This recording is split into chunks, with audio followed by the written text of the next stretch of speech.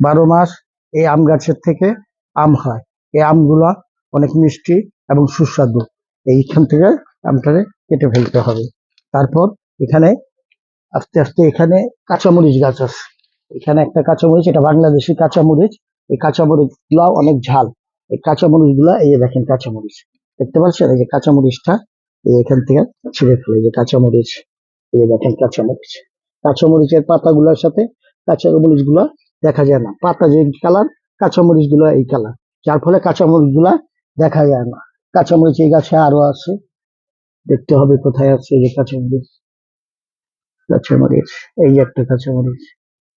তারপর এখানে কাঁচামরিচ, হম, এখানে কাঁচামরিচ আছে। তারপর এখান দিয়ে এই যে দেখেন এখানে লেবু গাছ, এই যে লেবু, এই লেবুটা দেখছেন, এটা বাংলাদেশি লেবু। লেবুগুলা দেখ, এই লেবুগুলা কেটে ফেলতে হবে। এই লেবুগুলা 12 মাস, এই গাছগুলাতে 12 মাস লেবু হয়।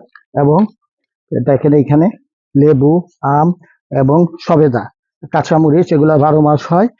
এই ফলগুলা খেতে মিষ্টি এবং সুস্বাদু এবং টাটকা। এই ফলগুলা কোনো কেমিক্যাল নেই, গাছ থেকে পেরে দেখানো হচ্ছে। আরো ফল আছে, আপনারা জানেন যে এটা দেখেন একটা তেঁতুল গাছ।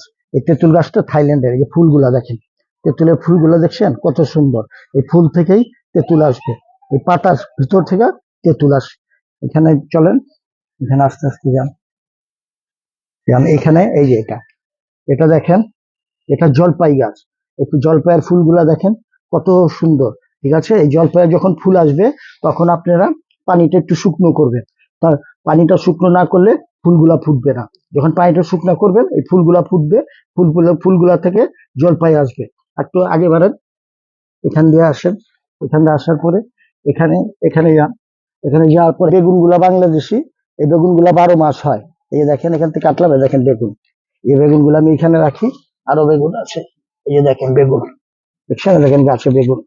বেগুনটা এখান থেকে কাটতে হবে। এই বেগুনগুলা 12 মাস হয়, এই ফলগুলা 12 মাস। এই দেখেন এখানে জামরুল আছে, এই দেখেন জামরুল। জামরুল গুলা থাইল্যান্ডের। এই জামরুল গুলো অনেক বড় হবে, যার ফলে জামরুল গুলা যখন বড় হবে তখন আবার পেরে দেখাবো। জামরুল গুলা সবুজ হয়ে যাবে আস্তে আস্তে এবং অনেক বড় হবে।